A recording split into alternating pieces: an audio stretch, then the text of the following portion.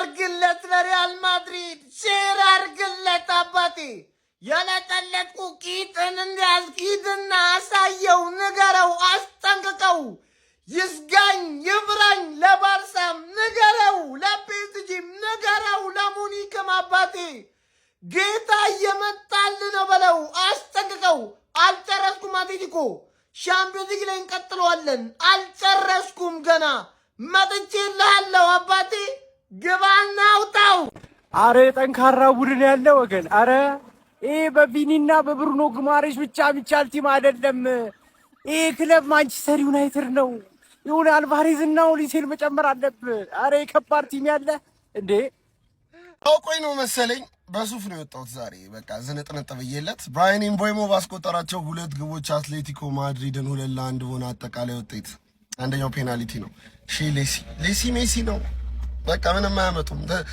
ላይክ ሱን ሂ ዊል ቢ አወር ስታር ቦይ ኳስ አያያዙ እንዴት እንደሚያምር አይደን ሄቨን ወሳኝ ልጅ ነው በዚህ እድሜው እንደዚህ ፐርፎርም እያደረገ ነው ታክሎቹ በጣም እንትናቸው ዲፌንስ ያደርግ ዞኑ እንደ ቼክ ሲያደርግ ምናምን ያበደ ነው የካሪክ ቦል ይቀጥል ላይክ እንደ ኮሽ እንዳይልበት እንጂ በእነዚህ ልጆች ይሄንን መስራት ከቻለ የሆኑ ሚሲንግ ፒሶችን ስናሟላ ዩናይትድ ገራሚ ቡድን ይሆናል በሚቀጥለው ዓመት እኔ ትልቁ ችግራችን ነው ብዬ ማስበው 2 ፉልባክ የለንም በሉክሾና በዲያጎ ዳሎ ፕሪሚየር ሊግ ላይ የሆነ ጥሩ ውጤት እንይዛለን ወይ ዋንጫ እንመላለን ማለት ዘበት ነው ለማንኛውም የስናፕ ድራገን ዋንጫ አሸናፊ ሆነናል ከርስ ነው ይላሉ ዊ ዱ ና ጊቭ ፈርስት ሃፍ እውነትም ለፍሬንድሊ ነው በቃ ለወዳጅነት ነው ምናምን ብለን ገባ እነሱ ቀልድ አያውቁም አባቴ አመረሩት ማለት ነው በቁም ነገር ምናምን ነው አለና እንደዛ ነው ይሻላል እሺ ብለን በኤምቦሞ 2 ጎል አትሌቲኮ ማድሪድን እንግዲህ በፕሪሲዝን ጨዋታ 2-1 ካምባክ ሰርተን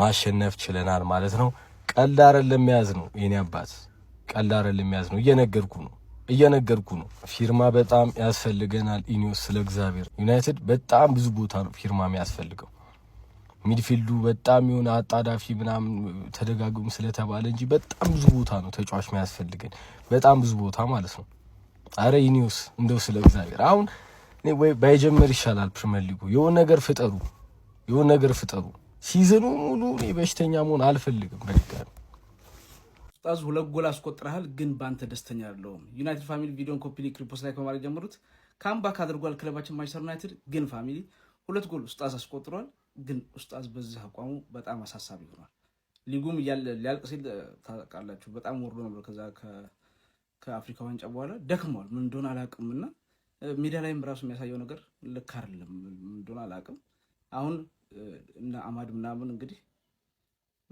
ለሱ ስጋት ሊሆን ሌሲም ራሱ አሪፍ ሆናለችና ማውንት ተውት ሌኒሮ የሚገርም ነው የሱ ግን አሳሳቢ ነው እኔ አሁንም ቢሆን ይሄ ቡድን አሁን ያለን ቡድን እንንጃ ተፎካካሪ ሆነ በተለይ ከኋላ ክፍሉ ማጉዌርን ምናምን ይዘን ለዋንጫ ይፎካከራል ብዬ ማሰብ ከባድ ነው ጭንቅላት ያለው ተከላካዮች የሊቻና የማቲያስ ነገር አሳሳቢ ስለሆነና በዚህ ልክ አሁን ሊጉ ላይ ይሄን ስኳድ ይዘን እንደምታዩት ዝውውሩም እየተደረገ አይደለምና ከባድ ይሆናል ከሌሎቹ ከተፎካካሪዎቻችን አንፃር ከባድ ይሆናል ብዬ አስባለሁ ግን ዛሬ እነ ሌሲ እነ ሌኒሮ ማውንት ምናምን ያሳዩት ፐርፎርማንስ በጣም ደስ የሚል ነበር እስቲ ለማንኛውም እናንተ ደግሞ የተሰማችሁን ኮሜንት ላይ አስቀምጡ ቪዲዮ ከተመቻችሁ ኮፒ ሊንክ ሪፖስት ላይክ ማድረግ እንዳይረሳ ቴንክ ዩ አሁን ዋንጫ ይበላበት ፍሬንድሊ ምን ይሰራል አሁን 90 ደቂቃ መጫወት 45 አይበቃም አቋም መፈተሻ ነው ፈተሽን እኮ በቃ አትሌቲኮ ቆንጆ ነው በቃ ምን ያረጋል ይላው ምን ይሰራል 90 ደቂቃ ማፋተግ እነዚህ ልጆች ጥሩ አላማ አላቸው አረ በዚህ መላጣ ኪታባቱ ነው የመጣው በሚካኤል እኔ እኮ በጥሩ ማዳረሻ አገኙ ለማቴ ምናምን ፍትፍት ምናምን አፈሪ በሉ ከዚህ ቁጠሩለት ለሰውየው ጸጉሩ እንዲቆረጥ ዩናይትድ ግን ጀማው ፕሪሲዝን ላይ አደገኛ እንዲሆን የሚያስገደግደው የሆነ ግድጋዳ አለ በቃ እኔ አመት እስከ አመት አይቼዋለሁ የምሬን ነው የምላችሁ በቃ ፕሪሲዝንም ወጥ ውድድርም ላይ አይቼዋለሁ ግን ፕሪሲዝን ላይ አደገኛ ነው ለምን እንደሆነ ያላቅ የሆነማ ግድጋዳ አለው ማለት ከባድ ነው የምትሉትን ቡድን ሁላ ሲለጥፍ አይዋለሁ እኔ በቃ አደላለሁ ከዛው ሄድና ዛን እንተናና ቦርማውዝ መቀለጃ ነው የሚያደርጉት ግራ ነው የሚገባኝ ምሬን ነው የምላችሁ ፕሪሲዝን ላይ ካያችሁት በቃ ለከተከታታይ አመታት ማለት ነው ትልልቅ ቡድኖችን እየገነደሰ የሚያስጨበጭብ አቋም አሳይቶ ምናምን ነው የሚያልፈው እና ሁሌም እኔ የፕሪዝን ቲም ነው ዩናይትድ እላለሁ። ብዙዎች ግን ይከራከሩኛል።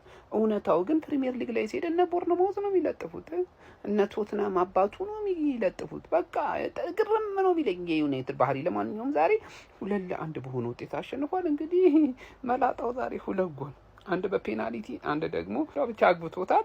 2-1 በሆነ ውጤት አሸንፏል። አትሌቲኮ ቀላል ተጋጣሚ አልነበረም፣ ጥሩ ተጋጣሚ ነው። ጀምአው ጫወታውን የማየት እድል ላይ ያጋጥሞኛል። ሰከንድ ሃፍ በተለይ ጥሩ ፐርፎርም አድርጓሉ። ጀምአው ዩናይትድ ዘንድሮ ለዋንጫ ነው የሚጫወተው ማለት ቡቡዬ ቡቡ ይችላል ማንቼ ይችላል ማንቼ ይችላል እምቡሞ ይችላል እምቡሞ ይችላል በለው ቅመሜ ሌሲ ቅመሜ ሌሲ ቅመሜ ገብርኤልም ዛሬ ገብታለች ይላል። ጄጄ ጋብሪኤል ዛሬም ገብታለች። ቅመም ሌሲ ቅመም በቃ እኔ አምና ስለው የነበረውን ነገር እዚህ ፕሪሲዝን ላይ በደንብ እያየን ነው። ራሷን እያሳየች ነው። እንዴት ደስ እንዳለች በቃ ሌሲ ቅመም እምቡሞዬ ደግሞ ዌልካም ብለናል። ተጀምሯል። ጎል ማግባቱ ይቀጥላል ማለት ነው። እናንተም ፒኤስጂ ኤሲ ሚላን ለእናንተ ስመጣ ደግሞ ሙሉ ትጥቄን አሟልቼን መጣው። እዛ ጋር ብሩኖ ፈርናንዴዝ ዋና መሳሪያን እነ ቴሌማንስን እነ ላመንስ ሙሉ ትጥቄን አሟልቼን መጣል። የወዳጅነት የሚባል ነገር አላውቅም። ዛሬም ለአትሌቲኮ አልደርስልኝ ብለው ነው እንጂ ከዚህ በላይ ብቀጠቅጠው ሙዴ ደግሞ እነ ሌሲ ማያንሱም ማለት ነው። ሌሲ ምን አይነት ተአምረኛ ተጫዋች ናት። የወደፊቷ ይታየኛል ማለት ነው። በቃ እዛ ላይ ነው የሚታየኝ። በጣም የምትችል ተጫዋች ነው። እንደ 10 ቁጥር ፈርስት ሃፍ ስትቀውጠው ቆየች። ሰከንድ ሃፍ ወደ ሌፍት ዊንግ ሄደች። ሌላ ታምር ደግሞ ስታሳየን ቆየች። ፔናልቲ ያስገኘችበት መንገድ ድሪብሏ ምናምን ሌላ ታምር። በጣም ተስፋ ያላት ልጅ፣ በጣም የምጠብቃት ልጅ፣ ጀግና የሆነች ተጫዋች ማለት ሌኒ ዮሮ ልክ እንደ ዛሬውም ከዚህ በፊት እመለከታለሁ ይሁን አንዳንዴ ጥሩ ፐርፎርም ታደርግና ትወርድብኛለህ ምናምን ልጅ ነው። የምትስተካከል ልጅ ነው። በጣም ብዙ ደግሞ ለየት ያለ አንተ ላይ ብቻ ያለ ኳሊቲ ብዙ አለ። እሱ አለን። ከዛ ውጭ ሪያል ዱዌል በጣም ጸዴ ነው። ብዙ ክሮሶችን ነው ስትገጭ የነበረው ዛሬ ብቻ ጸዴ ነበር ሌኒ ዮሮ ማለት ነው። አንድሬ ሳንቶስን እንቀደም ብዬዋለሁ። በጣም እጠብቀዋለሁ። በዚህ ሲዝን ምርጥ ተጫዋቻችን እንደሚሆን አንድሬ ሳንቶስን እጠብቃለሁ። ለማንኛውም ማንቸስተር ዩናይትድ 3 ዓመት በተከታታይ የስናፕ ድራገን ካፕን ጠቅ እያደረገ እያሸነፈው ነው። ማን አባቱ አትሌቲኮ ምና ዲያጎ ሲሞኔ ቻው ቼልሲ የወዳጅነት የሚባል ነገር ልጥልጥ ውጥ ሼር ኮፒ ሊንክ ሪፖስት ይመቻችሁ። ማንቸስተር ዩናይትድ ሻምፒዮን መሆኑን አረጋግጧል። ስናፕ ድራገን እንግዲህ ባዘጋጀው የወዳጅነት ጨዋታ የዋንጫ ጨዋታ ነበር። በዚህ ጨዋታ ማንቸስተር ዩናይትድ አትሌቲኮ ማድሪድ 2-1 በማሸነፍ የዋንጫ ባለቤት መሆኑን አረጋግጧል። ለሶስተኛ ተከታታይ ጊዜ ነው በኤሪክ ቴን ሃግ፣ ሩበን አሞሪም እንዲሁም ደግሞ ማይክል ካሪክ ይህንን ማሳካት ችሏል። በዛሬው ጨዋታ ግን በጣም የሚያስደንቅ አንድ ተጫዋች አይቻል። ሌንሲ በቀጣይ የውድድር ዓመት ምናልባት እዚህ ቡድን ጋር እድል ከተሰጠው በጣም ጥሩ ነገር ሊያሳይ እንደሚችል እገምታለሁ። በቃ የዛሬው ጨዋታ ፐርፎርማንሱ በጣም የሚደንቅ ነበር። በእርግጥ ጨዋታው በጣም አሪፍ ነበር፣ የወዳጅነት ጨዋታ ቢሆን። ነገር ግን አትሌቲኮ ማድሪድ ጥቅጥቅ ብሎ እንደሚጫወት ቡድን ጨዋታው በጣም አሪፍ ነበር ብሎ መናገር ይቻላል። ምክንያቱም የዩናይትድ ተጫዋች በፊትነስ ረገድ በጣም ጥሩ የሆኑ ነው። ተደጋጋሚ ጨዋታ ማድረጋቸው ራሳቸውን እያገኙ ያለ ነው። ፍጥነታቸው፣ የጨዋታ ቴምፖቸው ምናምን በቃ አሪፍ ነበር። ቴምፖ አሪፍ ነበር።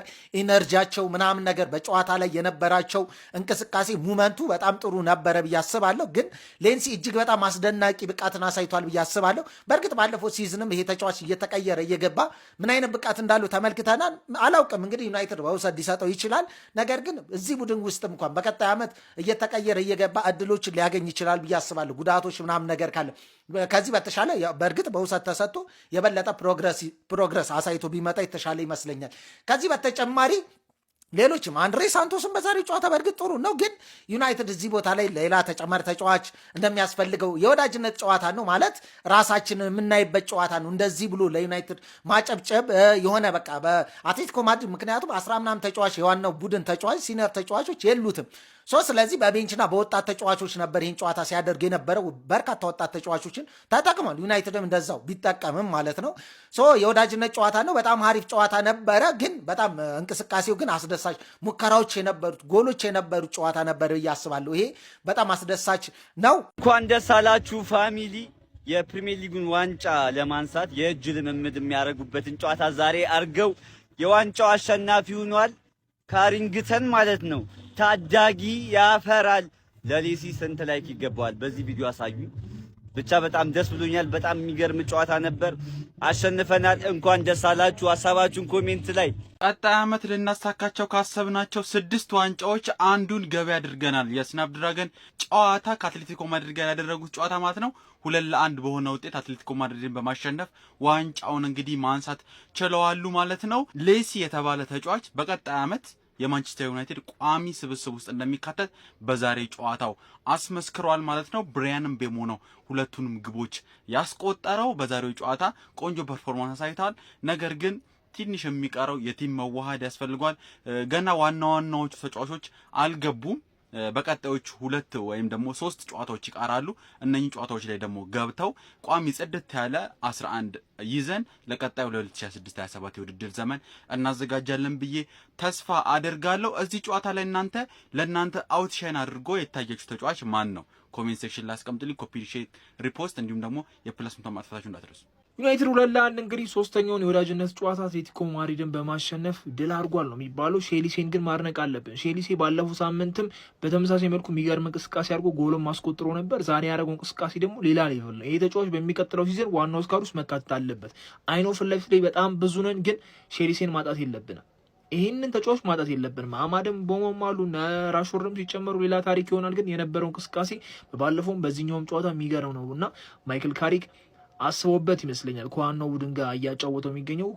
ዝርክዚን ከጨዋታው ውጭ አድርጎ ነበር የጀመረው፣ እሱን ነበር ያስጀመረውና አይ ሆፕ ሼልሲን በሚቀጥለው ሲዝን ዋናው ቡድን ውስጥ እንመለከተዋለን። እንደስ ይላል አትሉኝም? ምንም አልቋጠርኩም። ምክንያቱም ኢነርጂን ሴቭ ላድርግ ለፕሪሚየር ሊግ ሲደርስ በደንብ ያን ይቋጥራለሁ ብዬ አሁን ኢነርጂን ሴቭ አድርጌ ምንም ሳልቋጠር ፈታ ብዬ ነበር ጨዋታውን ያየሁት። ተሸነፈ ትሬኒንግ እኮ ይሄ አደባባይ ጭንቅላት ብራያን ምቤሞ ሾተን። ቆይ አትሌቲኮ እስከ ረፍት ሰፊው የዓለም ህዝብ ቆይ ከጎንህ አልነበረ? ምን አባህ ነው እግር ቄጤማው ነው ካምባክ የተሰራብህ? ወላሂ ግን ይመቸኝ። እረፍት ላይ ልብ ጠረቆንኩና ቆይ ሰብሰብ አድርጌ ያጠፋቸው። እሺ እኔ አሁን የተዘጋጀሁት የሚሸነፍ መስሎኝ ነው። ወላሂ እኔ የሚሸነፍ መስሎኝ የሚገራርም ልናገር ያሰብኩት አለ። አሁን ይሄ ምን እሺ ድንገት ነው ሳልዘጋጀ የመጣሁትና እስኪ በእናታችሁ ምንድነው የተፈጠረው? ባላ ምን አይነት ግን እበት ሆነ ክለብ ነው አትሌቲኮ። ይሄን ያክል ስም ይዘ እየመራ በመከላከል ዲያጎ ሲሞኒ ጥርሱን ነቅሏል። አንድ ያግብቶ ዘጋ ብለን እኔ አትሌቲኮ መድገም እንጂ ዩናይትድ እኔ እንደዚህ አይነት ተካካም ነው ውጤት ሌጣ ራሱን በአላህ። ለማንኛውም ማለት ነው እንደ ወዳጅነት ጨዋታ በቃ የወዳጅነት ነው። አትረብሹን በአላህ አትረብሹን። ውይ ማንቸስተር ዩናይትድ አሁንም አልተቻለም ብራዘር። 2-1 አትሌቲኮ ማድሪድን በማሸነፍ እንግዲህ የስናፕ ድራገን ዋንጫን ማሸነፍ ችሏል ማለት ነው። ዛሬ ቸልሲና ማንቸስተር ሲቲ ሲለጠለጡ ኃያሉ ማንቸስተር ዩናይትድ ግን አሁንም አይበገሬነቱን በወዳጅነት ጨዋታ እያሳየን ይገኛል ማለት ነው። የመጀመሪያ ጨዋታውን እንግዲህ ሆን ብሎ በመሸነፍ ማለት ነው የጠላቶቹን ምን እንደሚያስቡ ከተረዳ በኋላ ሁለተኛውን ጨዋታ ልጥልጥ፣ ሶስተኛውን ጨዋታም ከበድ ያለው ልጥልጥ እያደረገ ይገኛል ማለት ነው። ማንቸስተር ዩናይትድ የስናፕ ድራገን ዋንጫን በዋንጫ ጀምረናል ማለት ነው። ይመሻችሁ። ማንቸስተር ዩናይትድ በብራያን ምቤሞ 2 ጎሎች ታግዞ አትሌቲኮ ማድሪድን 2-1 አሸንፏል። በቅድመ ውድድር ጨዋታ በስናፕ ድራገን ካፕ ውድድር እንግዲህ ማንቸስተር ዩናይትድ ከመመራት ተነስቶ ጨዋታውን 2-1 መቀልበስ ችሏል። በዛሬው ጨዋታ ዩናይትዶች ጨዋታውን በመቆጣጠር ረገድ በጣም የተሻለ ቡድን ነበሩ። በተለይ በመጀመሪያው አጋማሽ በጣም ከፍተኛ የሆነ ዶሚኔሽን ሲያሳዩ ነበር። በዚህ ጨዋታ ላይ ልክ እንደባለፈው ጨዋታ ሁሉ ወጣቱ ከአካዳሚ የተገኘው ሼሌስ የተባለው በግራ እግሩ የሚጫወተው ወጣት ተጫዋች በጣም ድንቅ ነው ጋይስ። ለመጀመሪያው ጎል መገኘትን ፔናልቲውን ያስገኘው እሱ ነበረ። እንቅስቃሴው በጣም የተለየ ነበር። ብራያን ምቤሞም ጥሩ ተንቀሳቅሷል። ሌኒዮሮም በዚህ የቅድመ ውድድር ጨዋታዎች ላይ በቀኝ ተመላላሽ ቦታ ላይ በጣም ጥሩ የሚባል እንቅስቃሴን እያሳየ ይገኛል። ያው ተፈጥሯዊ ቦታው ባይሆንም ጥሩ ተንቀሳቅሷል ብዬ አስባለሁ። በማንቸስተር ዩናይትድ በኩል እነ ማጓየር እነ አይደን ሄቨን በተለይም ደግሞ መረሳት የሌለበት አንድሬ ሳንቶስ ከጨዋታ ወደ ጨዋታ በጣም እያደገ የመጣ ምርጥ ብቃቱን እያሳየ ያለ አማካኝ ነው። በተቃራኒው አትሌቲኮ ማድሪዶችን በካውንተር አታክ እንደዚሁም በአንዳንድ የጨዋታው ክፍለ ጊዜዎች ላይ የበላይነት ወስደው የጎል እድሎችን በመፍጠር እንግዲህ ጎሎችን ለማስቆጠር ቢችሉም ነገር ግን በመጀመሪያው አጋማሽ በቴስታ ካስቆጠሩት ብቸኛ ጎል ውጪ ተጨማሪ ጎሎችን ማስቆጠር ሳይችሉ ቀርቷል። ዩናይትድ እንግዲህ በሶስተኛው የፕሪሲዝን ጨዋታ አትሌቲኮ ማድሪድን 2-1 መርታት ችሏል። በሌላው ቀደም ብሎ በተደረገው የቅድመ ውድድር ጨዋታ ቼልሲ በቶተናም 2-1 ተሸንፏል። ለዛውም ኬቨን ዳንሶ ሁለተኛው አጋማሽ ተቀይሮ ገብቶ 3 ወይም 4 ደቂቃዎችን ብቻ ነበር ሜዳ ላይ የቆየው። በቀይ ካርድ እንግዲህ ከሜዳ ተሰናብቶ ረጅም ደቂቃዎችን ቶተናሞች በጎዶሎ ቢጫወቱም ነገር ግን ባለቀ ሰዓት ሪቻርልሰን ሁለተኛውን ጎል አስቆጥሮ አሸናፊ ማድረግ ችሏል። ቀጥሎ 8 ሰዓት ተኩል ላይ በተደረገው በተደረገ ሌላኛው የቅድመ ውድድር ጨዋታ ማንቸስተር ሲቲ ከኢንተር ሚላን ጋር በ90 ደቂቃ 1-1 ተለያይቶ በፍጹም ቅጣት ምት እንግዲህ ኢንተር ሚላኖች 3-1 ማሸነፍ ችሏል። የማንቸስተር ሲቲ የፍጹም ቅጣት ምቶች በርካቶቹ ተጫዋቾች ሲስቱ ነበር። ኤቼቬሪ ብቻ ነበር ብቸኛውን ጎል ማስቆጠር የቻለው።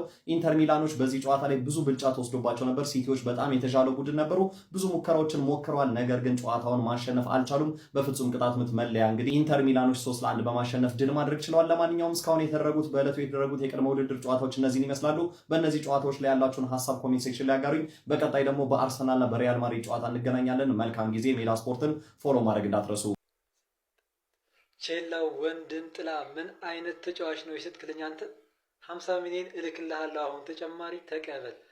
እጅግ የሚገርም ተጫዋች አንድሬ ሳንቶስ ማለት እያንዳንዱ ታክሉ፣ ኢንተርሴፕሽኑ፣ ደንጀሮችን ሰንስ የሚያደርግበት መንገድ የሚደነቅና የተለየ ተጫዋች ያደርገዋል ማለት ነው።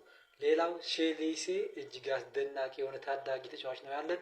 ጄጄ ጋብርኤልም ተቀይሮ ገብቶ 80ኛው ደቂቃ ላይ መጫወት ችሎ ነበር። ሜሰን ማውንት እጅግ ድንቅ የሆነ ቲም ሊደርነት ነበር ያሳየን። ሁለተኛው አጋማሽ ስፔሻሊ ከ80ኛው ደቂቃ በኋላ ያሳየው አቋሙ እጅግ የሚደነቅ ነበር። የዛሬው ማንቸስተር ዩናይትድ እንቅስቃሴ እናም ብሪያን ቤሞ 2 ግብ አስቆጥሮ ማንቸስተር ዩናይትድ አትሌቲኮ ማድሪድን 2-1 አሸንፎ የመጀመሪያ የስናፕ ድራጎን ዋንጫውን አሸንፏል። እናም ይህ ዋንጫ የውድድር ዓመቱ የመጀመሪያ ዋንጫችን ነው። እናም ቀጣይ የተሻለ ነገር እንደምናደርግ እርግጠኛ ነኝ። እስኪ ሀሳባችሁ ኮሜንት ሴክሽን ላይ በሚጻፉልኝ። ለቤት አዲስ ከሆናችሁ ደግሞ ፎሎ እያደረጋችሁ ቻምፕ አሁን እኔ ቻምፕ ብላችሁ ምናምን ይደብራችኋል? እንዳይደብራችሁ። አሁን የሚመጣው ዓመት ፕሪሚየር ሊግ ማለት ነው ዋንጫ ይሰጠኝ ከአሁኑ መሰጠት አለበት። ማለት ምን እያልክ ነው? ይሄ ፕሪሲዝን አይመስልም። ቀጣይ ዓመት ሊጉን ማለት ነው ካሪ ኩክ እንደሚያደርገው በጣም እርግጠኛ ነኝ። ማንም የሚፎካከረኝ አይኖርም። ማለት ምን እያልክ ነው እንዴ? እምቦይሞ ዛሬ ምን አይነት ድንቅ ብቃት ነው ያሳየው? 2-1 በሆነ ውጤት ማለት ነው አትሌቲኮ ማድሪድን ወስደን ልጥፍን ያደረግናት። ይሄን እኮ ቋጣሪ ይሄንንም ጨዋታ እኮ እየቋጠረ ይሆናል። እናንተ እኮ አመሉ ነውባችኋል። የምሬ ነው ብላችሁ። ለማንኛውም ማለት ነው እምቦይሞ ዛሬ የሚገርም ፐርፎርማንስ ከ2 ጎል ጋር ታግዞ ማለት ነው። ስለ ጨዋታው ምን ሀሳብ አላችሁ? እስቲ ኮመንት ላይ ዘና ቀብረር ደረታችሁ ነፋ ብላችሁ ንገሩኝ። እስቲ በእናታችሁ ጻፉልኝ። ይመቻችሁ። ሼር ኮፒ ሊንክ ማድረግ እንዳይረሳ።